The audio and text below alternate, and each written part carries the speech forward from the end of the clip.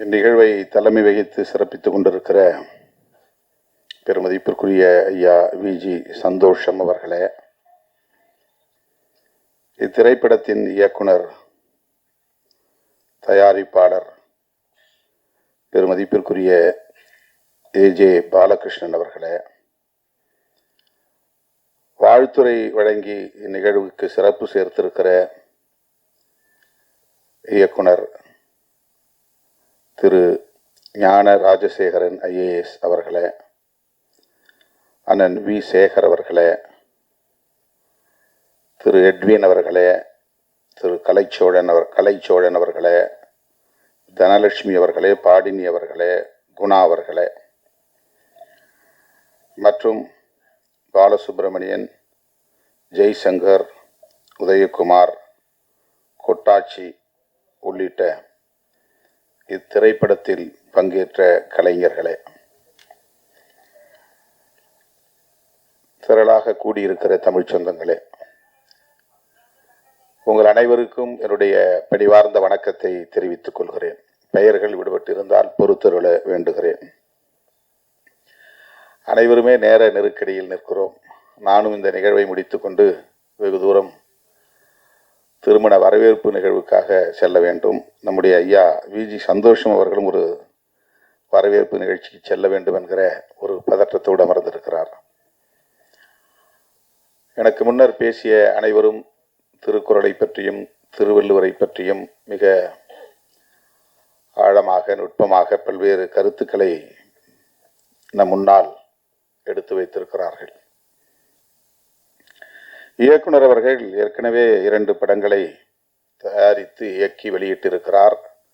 ஒரு படத்தின் பெயர் காமராஜ், இன்னொரு படத்தின் பெயர் காந்தி, வெல்கம் பேக் காந்தி என்று 2 மாமனிதர்களின் வாழ்க்கை வரலாற்றை திரைப்படமாக தயாரித்த பெருமைக்குரியவர்.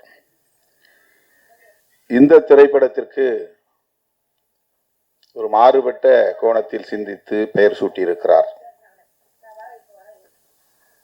காமராஜ் காந்தி என்று பெயர் வைத்தவர் இந்த திரைப்படத்திற்கு திருவள்ளுவர் என்று பெயர் வைத்திருக்கலாம். ஏன் அப்படி வைக்கவில்லை என்று நான் யோசித்து பார்த்தேன். இதற்கு திருக்குறள் என்று அவர் பெயர் சூட்டியிருக்கிறார். கருத்தியலுக்கு முக்கியத்துவம் தர வேண்டும் என்கிற பார்வை அவரிடத்தில் மேலோங்கி இருப்பதாக நான் பார்க்கிறேன். திருவள்ளுவரை விடவும் அவர் முன்வைத்த வாழ்வியல் மிகவும் முக்கியத்துவம் வாய்ந்தது. எனவே திருக்குறள் என்றே இதற்கு பெயர் வைப்போம் என அவர் முடிவெடுத்திருக்கலாம் என்று நான் நம்புகிறேன். இந்த பார்வை பாராட்டுதலுக்குரியது, இந்த சிந்தனை போற்றுதலுக்குரியது. தனி நபரை முன்னிறுத்துவதை விட அவர் சொன்ன கருத்தியலை முன்னிறுத்த வேண்டும், உயர்த்தி பிடிக்க வேண்டும், வெகு மக்களிடம் கொண்டு போய் சேர்க்க வேண்டும் என்கிற பார்வை. நம் காலத்தில் சமகாலத்தில் வாழ்ந்து மக்களுக்கு தொண்டாற்றி பெரும் தாக்கத்தை ஏற்படுத்திய ஆளுமைகள் பெருந்தலைவர் காமராஜர், மகாத்மா காந்தியடிகள். ஆகவே அவர்களை முன்னிறுத்துவது இன்றைக்கும் தேவையானதாக இருக்கிறது. ஆனால் 2000 ஆண்டுகளுக்கு முன்னால் தோன்றியவர், வாழ்ந்தவர் திருவள்ளுவர். இதில் என்ன ஒரு உண்மை நாம் உணர்ந்து கொள்ள வேண்டிய உண்மை என்றால், திருவள்ளுவர் என்கிற பெயர் திருக்குறளை எழுதியவர் என்பதற்கு ஆதாரம் இல்லை. அவர்தான் எழுதினார் என்பதற்கு ஆதாரம் இல்லை. அந்த நூலை எழுதியவர் பெயர் இதுதான் என்பதற்கு ஆதாரம் இல்லை. அவருடைய பிறப்பு, அவருடைய வாழ்க்கை பற்றி நாம் கேள்விப்படுகிற அனைத்தும் அவ்வப்போது அறிஞர் பெருமக்களால் முன்வைக்கப்பட்ட கருத்துக்களே தவிர காமராஜரை போல உறுதிப்படுத்தப்பட்ட ஒரு வரலாறு அல்ல. காந்தியடிகளைப் போல இந்த தேதியில் பிறந்தார், இந்த தேதியில் வாழ்ந்தார், மறைந்தார் என்று சொல்லுகிற உறுதிப்படுத்தப்பட்ட தரவுகள் எதுவும் இல்லை. இப்போது நம்முடைய ஆட்கள் திருவள்ளுவர் எந்த சாதியாய் இருக்கக்கூடும், எந்த மதமாய் இருக்கக்கூடும் என்றெல்லாம் ஆராய்ச்சி செய்கிறார்கள். திருவள்ளுவர் மதச்சார்பின்மை கோட்பாட்டில் உறுதியாக இருந்தார் என்பதை இயக்குனர் சேகர் அவர்கள் மிக அழகாக எடுத்துரைத்தார். அதுதான் முன்னிறுத்தப்பட வேண்டிய செய்தி, அதுதான் கருத்தியல். ஆகவேதான் இயக்குனர் ஏஜே பாலகிருஷ்ணன் அவர்கள் திருவள்ளுவர் யார் என்பதை விட திருக்குறள் என்ன என்பதுதான் மிகவும் முதன்மையானது. அது என்ன சொல்லுகிறது, அதுதான் நமக்கு மக்களுக்கு போய் சேர வேண்டிய செய்தி. ஆகவேதான் திருவள்ளுவர் என்று இந்த திரைப்படத்திற்கு பெயர் சூட்டாமல் ஒரு கதாநாயகனை ஆராதிக்காமல் அந்த நூல் சொல்லுகிற வாழ்வியலை, கருத்தியலை, கோட்பாட்டை பொதுமக்கள் புரிந்து கொள்ள வேண்டும் என்கிற மிக உயர்ந்த பார்வையோடு இதனை அவர் அணுகியிருக்கிறார் என்று நான் பெரிதும் நம்புகிறேன்.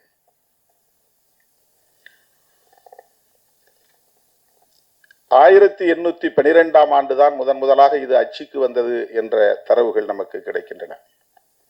அப்படி என்றால் ஒரு 200 ஆண்டுகளுக்கு முன்னர், அதற்கு முன்பு வரையில் இது அச்சில் வரவில்லை, ஓலைகளில் இருந்தது. ஓலைகளில் இருந்த திருக்குறளை அன்றைய சென்னை மாகாணத்தின் அதிகாரியாக இருந்த பிரபு எல்லிஸ் துரை, பிரான்சிஸ் ஒயிட் எல்லிஸ் அவருடைய முழு பெயர், அவரிடத்திலே கொண்டு போய் கொடுத்தவர் அயோத்திதாச பண்டிதருடைய தாத்தா கந்தப்பன் என்பவர். பண்டிதர் அயோத்திதாசர் தமிழ் சமூகத்தில் மிகப்பெரிய தாக்கத்தை ஏற்படுத்திய ஒரு அறிஞர். அது ஓரளவுக்கு கற்றறிந்த வட்டாரத்தில் அறிந்த ஒன்று. அவர் திராவிடம் என்கிற சொல்லை முதலில் புழக்கத்திற்கு, வெகுமக்கள் புழக்கத்திற்கு கொண்டு வந்தவர்.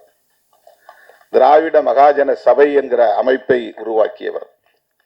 தமிழ் பௌத்தம் என்கிற கருத்தியலை வடித்தவர். அவருடைய தாத்தா கந்தப்பன்.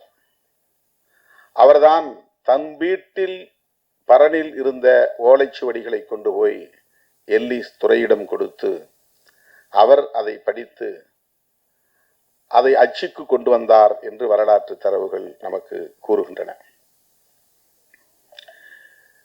இன்றைக்கு கமல்ஹாசன் அவர்கள் பேசிய ஒரு பேச்சுக்கு பெரிய எதிர்ப்பு கர்நாடகாவில்.